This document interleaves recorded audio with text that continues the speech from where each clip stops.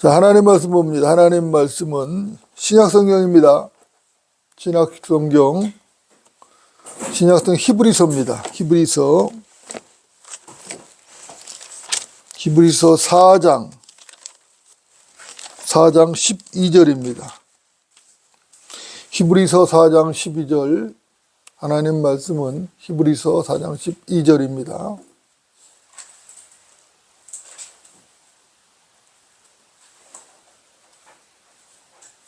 제가 받들어 읽겠습니다. 하나님의 말씀은 살아있고 능력이 있어 양날이 있는 어떤 칼보다도 예리하여 혼과 영 그리고 관절과 골수를 찔러 가르고 마음의 생각들과 의도들을 판별하느니라. 아멘. 오늘 말씀의 제목은 말씀의 칼로 판별하라. 말씀의 칼로 판별하라. 이런 제목으로 하나님 말씀을 전하도록 하겠습니다. 여러분들 어떻습니까? 사람은 분별력이 있어야 되죠? 맞습니까? 사람이 분별하지 못하고 판별하지 못한다면 어떻게 되는가? 잘못된 판단을 하게 되겠죠. 잘못된 판단을 하게 되면 실수를 하게 되고 그 실수가 때로는 치명적인 문제를 야기할 수도 있는 것이죠. 그래서 판별력이 매우 중요한 것입니다. 그렇죠? 여러분들 판별력이 무엇이죠? 판별력이라는 것은 옳고 그름이나 아니면 좋고 나쁨 아니면 서로 다른 것, 진리와 비진리 이런 것들을 구별해내는 능력이죠. 네, 능력입니다. 이 능력이 있어야 올바르게 분별하고 판별을 할 수가 있는 것이죠. 세상에는 가짜가 많습니까? 없습니까? 가짜가 많죠? 여러분들 세상 구석구석 가짜가 없는 것이 없죠. 그죠? 이 세상은 어찌 보면은 가짜들이 판을 치는 세상이다. 이렇게 말할 수 있습니다. 가짜라는 것은 진짜를 모방한 것이죠. 진짜를 카피한 것인데 세상신 자체가 모방하는 자죠. 카피하는 자입니다. 공중권세의 통치자 이 세상신이 누굽니까? 마귀죠. 그렇죠? 이 자가 세상에서 강력하게 미혹을 하며 역사를 하는 것이죠. 그래서 특별히 올바른 판단력이 요구가 되는 것입니다. 요한복음 8장을 좀 보겠습니다. 요한복음 8장입니다. 먼저 요한복음 8장을 보겠습니다. 요한복음 8장 43절부터 45절까지 보겠습니다. 43절에서 45절까지.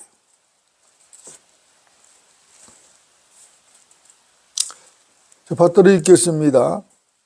어찌하여 너희는 내 말을 깨닫지 못하느냐? 이는 너희가 나의 말을 들을 수 없기 때문이라. 너희는 너희 아비 마귀에게서 나와서 너희 아비의 정욕을 행하고자 하는도다. 그는 처음부터 살인자였으며 진리 가운데 거하지 아니하였으니 이는 자기 안에 진리가 없음이라.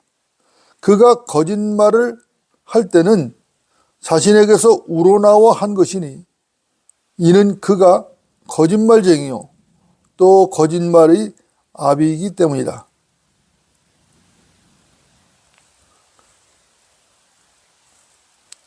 내가 진리를 말함으로 너희가 나를 믿지 아니하는도다. 이렇게 말씀을 하고 있습니다. 여러분 어떻습니까? 진리는 언제나 분명하죠? 진리는 언제나 명쾌합니다. 구원받지 못한 자연인들은 마귀 자식이죠? 그들이 마귀자식이라는 말을 듣기 싫어할 수 있죠. 아주 격하게 반발을 할 수도 있습니다. 하지만 그래도 어쩔 수가 없죠. 이것도 하나님 말씀인 것입니다. 이 김 목사의 말이 아니라 하나님 말씀이에요. 예수 그리스도께서는 서기관들과 바리새인들을 책망하시면서 너희는 너희 아비 마귀에게서 나왔다고 직설적으로 말씀을 하셨습니다. 하지만 사실 이 말씀은 바리새인들이나 서기관들에게만 해당되는 것은 아니죠. 지금도 구원받지 못한 많은 사람들, 지금도 구원받지 못한 자연인들은 마귀 자식인 것이죠. 그 아비가 마귀인 것입니다. 자, 마귀가 어떤 자입니까? 마귀는 처음부터 살인자죠. 그 자는 진리 가운데 거하지 않는다고 성경은 말씀하고 있습니다. 이유가 무엇인가? 간단하죠. 그 자 안에 진리가 없기 때문이라는 것이죠. 그 자는 거짓말쟁이고 거짓말의 아비라고 이렇게 성경은 말씀하고 있는 것입니다. 자, 그 자가 거짓말쟁이라는 것은 누구나 쉽게 수긍할 수가 있죠. 그렇죠? 그 자는 입에 거짓말했지 않습니까? 입으로 속여서 죄를 짓게 만들었거든요. 그 자가 거짓말하고 입으로 속였다는 것은 그 자 안에 진리가 없다는 명백한 증거인 것이죠. 그러나 그 자가 처음부터 살인자라는 말에는 언뜻 수긍하기가 어려울 수도 있는 것이죠. 그가 언제 누구를 살해했단 말인가? 그러나 진리는 분명합니다. 그 자가 이불을 미혹하고 속였죠. 그래서 그녀가 어떻게 했어요? 선악과를 따먹고 영이 죽어버렸죠. 그렇죠? 그리고 남편 아담까지도 선악과를 먹고 여기 죽었어요. 이 점에서 그 자는 살인자죠. 무슨 살인자죠? 영적인 살인자다. 그렇죠?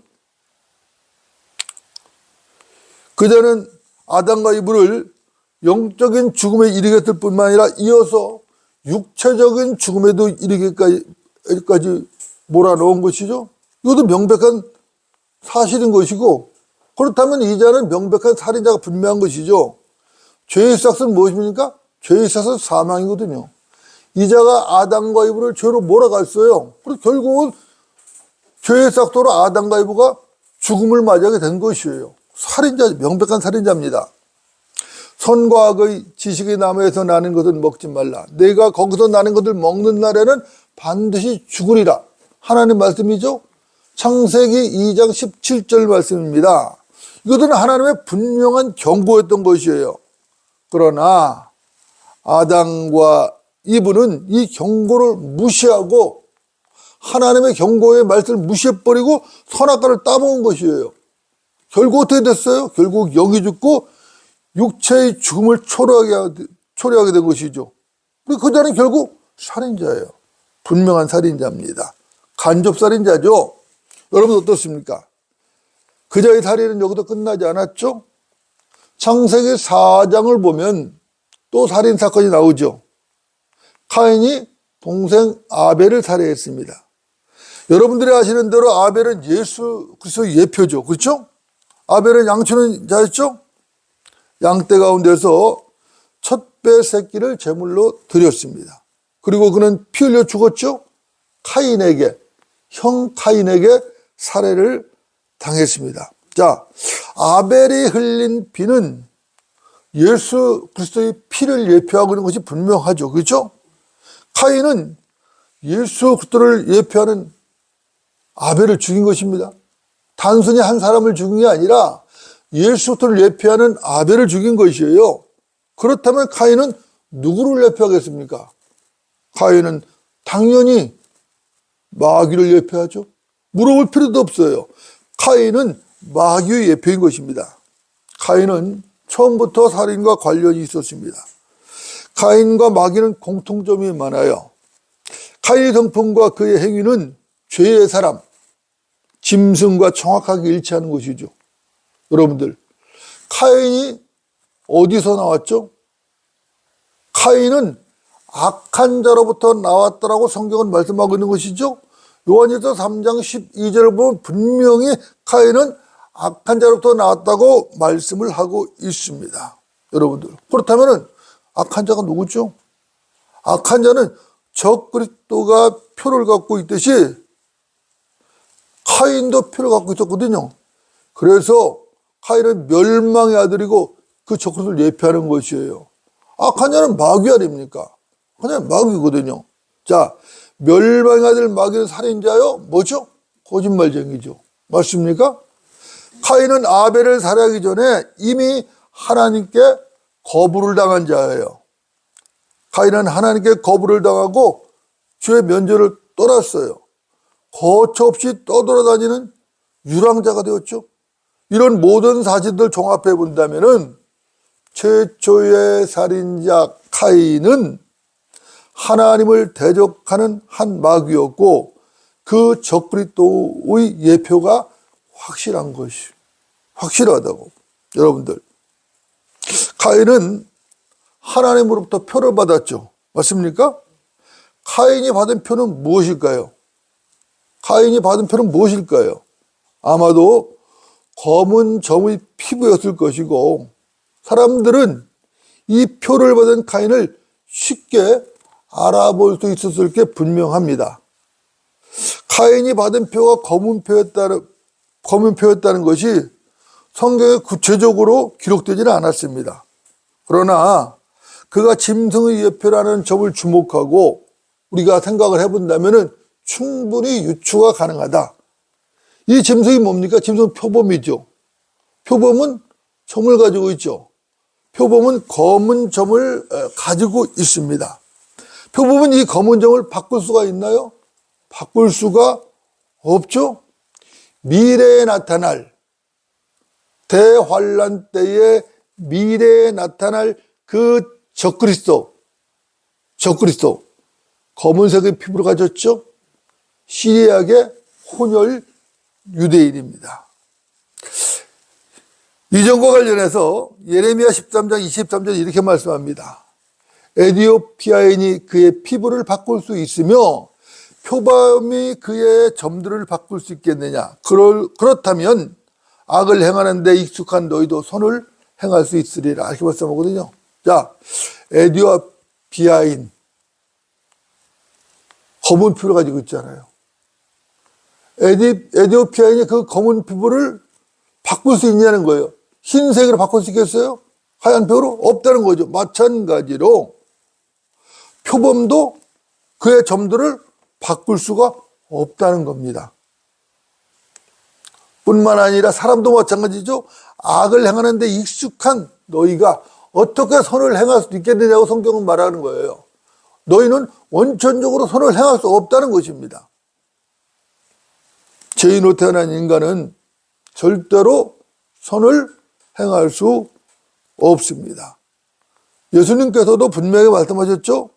내가 너희는 거듭나야만 말한 것을 이상히 여기지 말라. 요한복음 3장 7절입니다. 사람은 거듭나지 아니하면은 방법이 없어요. 방법이. 에디오피아인이 검은 피부를 하얗게 바꿀 수 없는 것과 마찬가지로 표범이 그 검은 점을 바꿀 수 없는 것과 마찬가지로 사람은 거듭나지 아니하면은 이 죄인으로 태어났기 때문에 방법이 없어요. 의롭게 될 방법이 없어요. 여러분 어떻습니까? 직설적으로 묻겠습니다. 여러분은 거듭나셨습니까? 혹시라도 거듭나지 못한 분이 있다라면은 당장 거듭나는 것이죠. 거듭나지 못했다는 것은 하나님의 의가 없다는 것이죠. 하나님의 의가 없다면 그 사람은 뭐예요? 구원받지 못한 거죠. 그렇죠? 구원받지 못한 사람은 죄인이라는 얘기고, 죄인은 죽는 즉시 어디로 가요? 지옥으로 가는 것이에요. 그러니까 반드시 거듭나야만 한다고 예수님 말씀하신 것이에요. 반드시 거듭나야만 한다. 우리가 왜 복음을 전하죠? 그들이 예수를 믿고 거듭나게 하기 위해서 복음을 전하는 거예요. 다른 이유 있나요? 그것이 첫째 이유인 것이죠. 우리 인간에게는 선도 없고 의도 없습니다. 그래서 하나님의 의가 필요한 것이에요. 인간이 아무리 자기 선을 추구하고 선한 일을 행하며 자기 의를 자랑한다 해도 거룩하고 거룩하신 하나님 앞에 서면은 뭐예요? 더러운 걸레에 불과한 것이. 그렇죠? 세상 사람들은 자기가 무엇을 착한 일을 했네, 내가 무엇 의로운 일을 했네 자랑을 한다고요. 내가 이 이웃을 위해서 선을 행했다, 내가 이 나라 민족을 위해서 어떤 의로운 일을 행했다 자랑들을 누른다고. 그리고 세상에서는 그들을 떠받들고 추앙하기도 한다고. 그러나 거룩하신 그 하나님 앞에 서면은 더러운 걸레에 불과하다고. 선을 행하고 죄를 짓지 아니하는 의인은 땅 위에 한 명도 없느니라. 전도서 7장 20절이에요. 그죠? 선을 행하고 의를 행하는, 선을 행하고 죄를 짓지 않는 의인은 이 땅에 없다는 거예요. 기록된 바와 같이 의인은 없나니 없도다. 한 사람도 없도다. 로마서 3장 10절이죠. 의인은 없어요. 한 사람도 없어요. 여러분도 어떻습니까? 거룩하신 하나님께서는 죄들의 선이나 의를 전혀 인정하지 않으시는 거예요. 사람의 기준으로, 사람의 가치관으로, 세상의 가치관으로 선이 어떻고 의가 어떻고 쫙 떠들어대도 하나님 거기를 가치를 1도 안 주는 거예요. 1도 가치를 주지 않으신다고. 우리 인간은 태어날 때부터 죄인입니다. 스스로 선을 행할 수 없어요. 의로워질 수도 없어요, 스스로. 이렇게 말하면 혹자는 이렇게 또 반론을 할 수가 있어요. 아니, 목사님, 그게 무슨 말씀입니까? 창세기 6장 9절을 보면 하나님께서 노아는 의인이요 그 당대의 완전한 사람이라고 말씀하지 않았습니까? 이렇게 항의를 할 수도 있습니다. 여러분도 어떻게 생각하십니까? 분명히 하나님께서 창세기 6장 9절에서 노아는 의인이요 그 당대의 완전한 사람이라고 기록을 하셨어요. 여러분 어떻게 생각하십니까? 성경을 바르게 보지 못하면 오해를 할 수가 있어요. 하나님께서 노아에게 의인이고 완전하다고 하신 것은 어느 한 부분에서 의롭고 완전하다는 얘기지, 노아라는 인간 자체가 죄가 없는 의인이라는 말씀이 아닌 것이에요. 이것을 알아야 되는 것이죠. 노아는 그 당시 세상 가치관이나 세상의 죄악에 동참하지 않았고 성별한 삶을 살았습니다. 특히 그 당시에 만연해서 성적 타락이죠. 동성연애에 동참하지 않았던 것이에요. 이 점에서 노아는 의롭고 완전하다는 얘기지, 한 인간으로서 죄가 없어서 완전 무결하다는 그런 얘기가 아닌 것이에요. 분명히 알아야 되는 것이죠. 이 점을 모르면 성경은 오해를 하는 것이에요. 성경은 이 점을 분명히 말씀하고 있습니다. 창세기 6장을 한번 볼까요? 창세기 6장. 창세기 6장 9절입니다.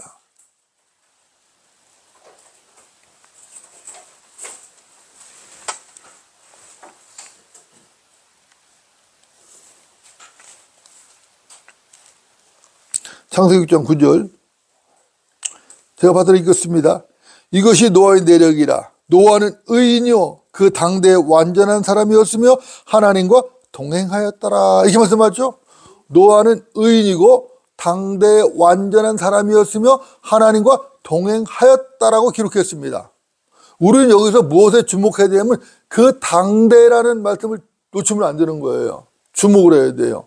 자, 이 말은 노아는 그 당시 세상 가치관이나 죄악에 동참하지 않았고 성별한 삶으로 하나님과 동행했다는 말씀인 것이에요. 이것을 잘 이해를 해야 된다고. 여러분도 어떻습니까? 진리는 언제나 명확하죠? 확실합니다. 명쾌한 것이에요. 에티오피아인이 검은 피부를 하얗게 바꿀 수 없어요. 아무리 물로 씻고 또 씻고 수세미로 박박 문지른다 해도 검은 피부를 하얗게 바꿀 수는 없는 것이죠. 표범도 마찬가지입니다. 표범이 그의 검은 점들을 바꿀 수가 없어요. 마찬가지라는 것이죠. 죄의 피로 태어난 인간은 절대로 선을 행할 수도 없고 스스로 의로워질 수도 없는 것입니다. 오히려 악을 행하는 데 익숙하죠. 자연스럽게 악을 행하는 것입니다. 이것은 정직한 사람이라면은 누구라도 인정할 수밖에 없는 사실인 것이에요. 여러분들, 우리 아이들을 한번 생각해 보세요. 아이들. 자, 아이들이 있습니다. 아주 착해 보이고 예뻐 보이는 아이들이 있어요. 누가 이 아이들에게 악을 행하라고 가르치겠습니까? 누가 이 아이들에게 죄를 지으라고 가르치겠어요? 가정에도 부모가 가르치겠어요? 죄 지으라고 하겠어요?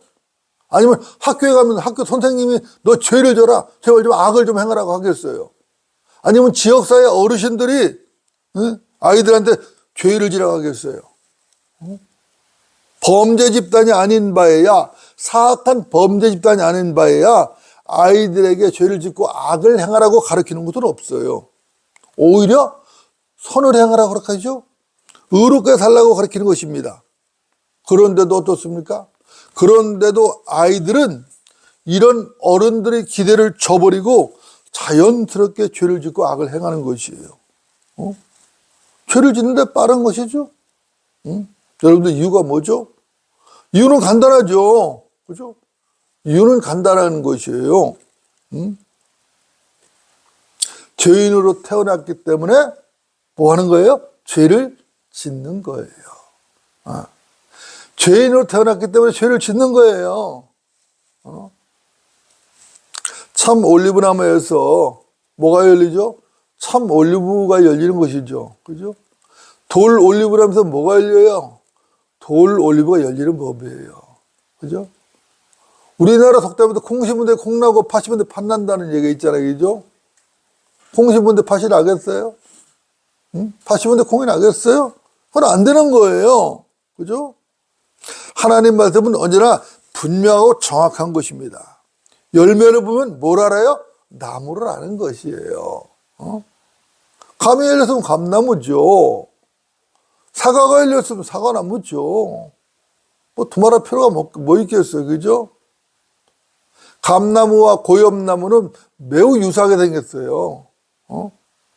고엽나무는 고엽이 열려요. 감 안 열려요. 감나무는 감이 열리지 고엽이 열리는 법이 없어요. 그죠? 열매를 보면 그 나무를 아는 것이에요. 그죠? 여러분들, 위선이 뭐죠? 위선이라는 것은 자기 안에 선이 없는데 선한 척 하는 게 위선이잖아요. 그죠? 자기 안에 선이 없어요. 그래도 선을 행할 수가 없어요. 그런데도 선한 척하고 자기의 의를 운운하면서 자랑을 해야 되는 것이에요. 이것이 위선이에요. 하나님 말씀은 분명하고 명쾌합니다. 인간은 절대로 온전한 선을 행할 수 없고 인간 스스로 의로워질 수도 없습니다. 이것이 성경적 진리예요. 만일 인간이 스스로 온전한 선을 행할 수 있고 인간이 스스로 의로워질 수 있다면 자기의 의를 추구하는 세상 종교가 옳은 것이죠. 그게 맞는 것이에요. 그렇죠? 예수 또 십자가, 주 예수의 십자가 죽음은 필요 없는 것이죠. 필요 없죠. 그죠? 인간 스스로 선을 행할 수, 온전히 선을 행할 수 있고 의로워질 수 있는데 왜 하나님께서 인간의 몸을 입고 오셔야 되는 거예요? 왜? 왜 육신을 입고 오셔야 되는 거예요? 왜? 왜 십자가를 지고 죽으셔야 되는 거죠? 왜 피를 흘려야 되는 거죠? 의미 없잖아요. 아무 가치가 없잖아요. 그렇죠? 이것이 말이 됩니까? 이것은 진리가 아닌 것이죠. 그건 진리가 아니에요. 로마서 10장을 보시겠습니다. 로마서 10장을 보겠습니다. 로마서 10장.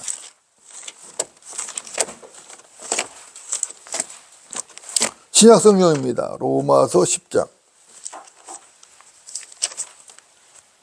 로마서 10장 2절부터 4절입니다. 2절부터 4절.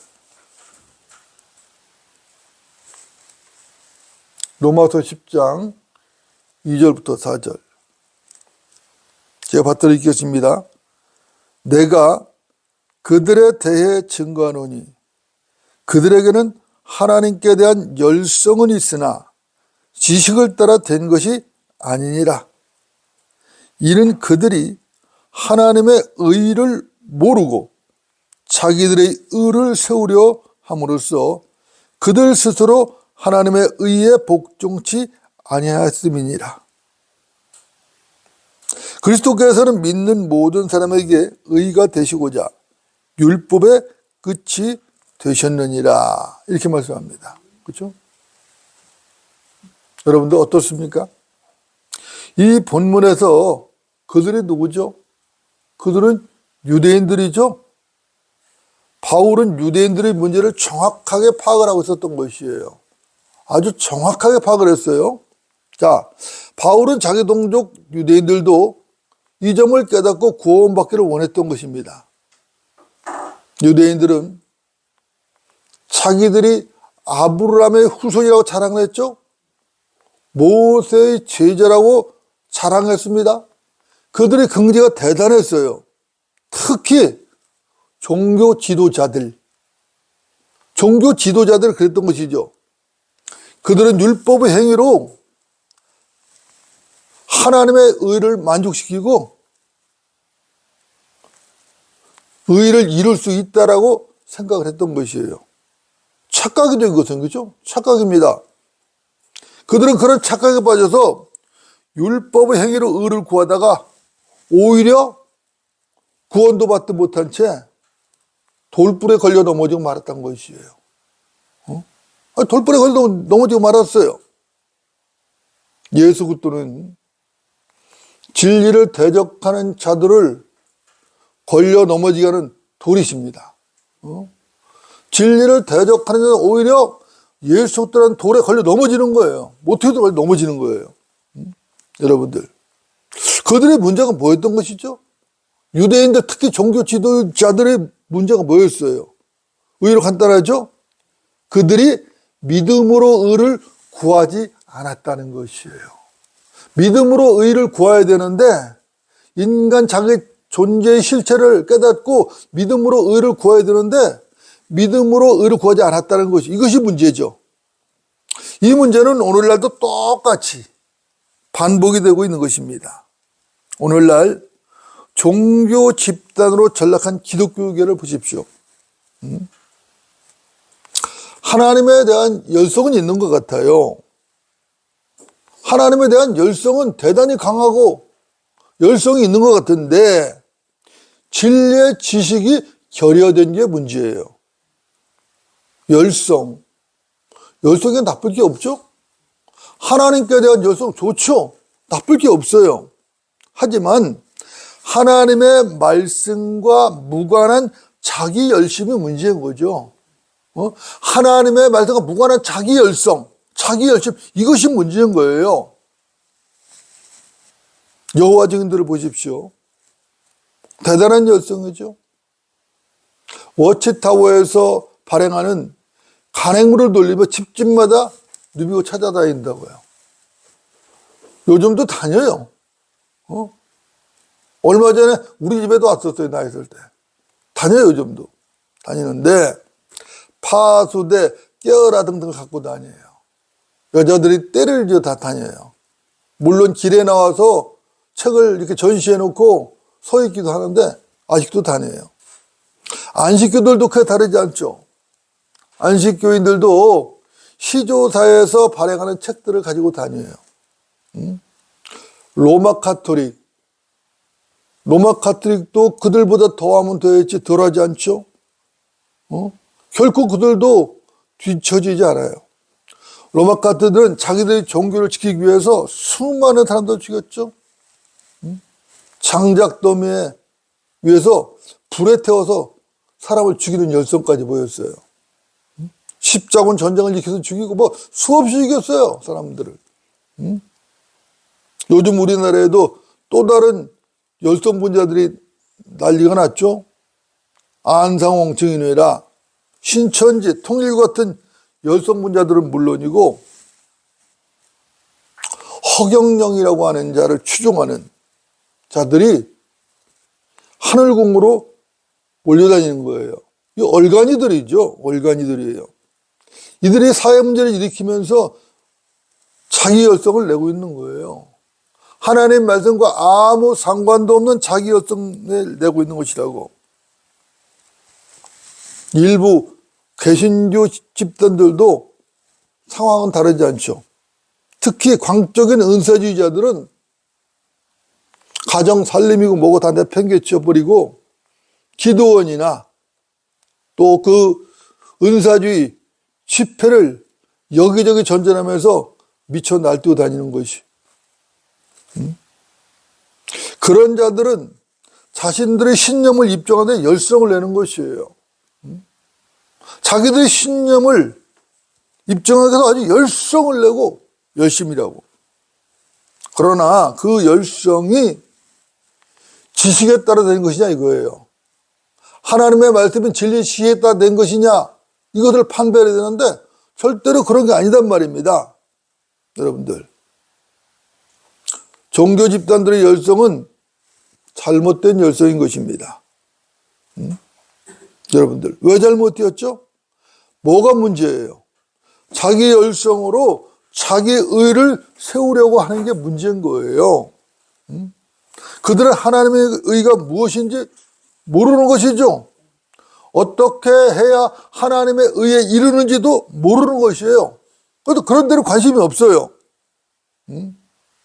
그들은 스스로 자기 의를 세우려고 열성을 내는 것입니다. 자기 스스로 자기 의를 세우려고 열성을 내는 것이에요. 절간에 가서 108배를 하니 어쩌냐면서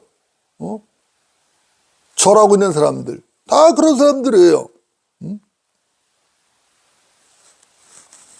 그런 자들은 하나님의 의에 복종하는 게 무엇인지도 모르는 것이죠. 그러니까 어떻게 비참하죠. 딱한 처지에 이르게 되었죠. 그죠? 자기 열성이 아무리 강하다고 해도 하나님의 의에 복종하지 못하고 하나님의 의에 복종하지 않는 게 뭔지도 모른다면 어떻습니까? 비참하지 않습니까? 비참하다고요. 예수 그리스도께서는 율법의 끝이 되셨고 그분 스스로 믿는 모든 사람의 의가 되셨죠. 여러분들 어떻습니까? 그분이 바로 하나님의 의이신 거예요. 사람들이 왜 하나님의 의를 거부하고 자기 스스로 의를 세우려고 하는가?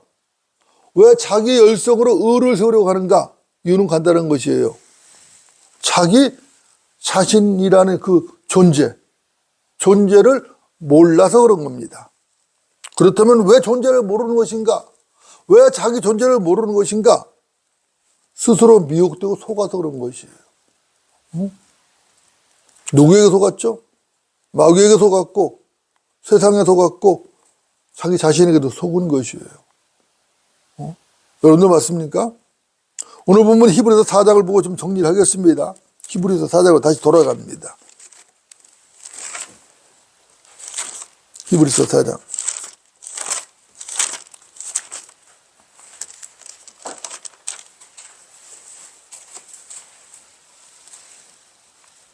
히브리서 4장 12절입니다. 하나님의 말씀은 살아있고 능력이 있어 양날에 있는 어떤 칼보다도 예리하여魂과 영 그리고 관절과 골수를 찔러 가르고 마음의 생각들과 의도들을 판별하느니라. 여러분도 어떻습니까? 하나님 말씀은 칼이죠? 맞습니까? 칼도 보통 칼이 아니잖아요. 그죠? 이 칼은 양날이 있죠. 어떤 칼보다도 예리한 칼이라고 성경은 말씀하죠. 하나님 말씀은 살아있고 능력이 있습니다. 살아있고 능력이 있는 이 말씀의 칼이 혼과 영과 관절과 골두를 찔러 가르고 마음의 생각들과 의도들을 판별하는 것입니다. 사람이 왜 자기 존재를 모르는가? 사람이 왜 자기 존재를 모르는가? 하나님의 이 예리한 말씀의 칼로 자기 자신을 찌르지도 가르지도 않아서 그런 것이. 이 예리한 말씀이 칼로 자기 자신을 찌르고 갈라야 되는데 자기 자신을 찌르고 가른 적이 없어요. 그 칼로 다른 사람만 찌르려고 한다고. 그래서 그런 것이에요. 말씀의 칼로 자기 자신을 찌르고 가른 사람이라면은 자기가 어떤 존재인지, 자기가 얼마나 비참한 존재인지를 모를 수가 없는 것이에요. 내가 얼마나 더러운 걸레 같은 존재며 나에게는 그 어떤 손도 없고 나는 스스로 그 어떤 의도 이룰 수 없는 그런 존재라는 사실을 모를 리가 없어요.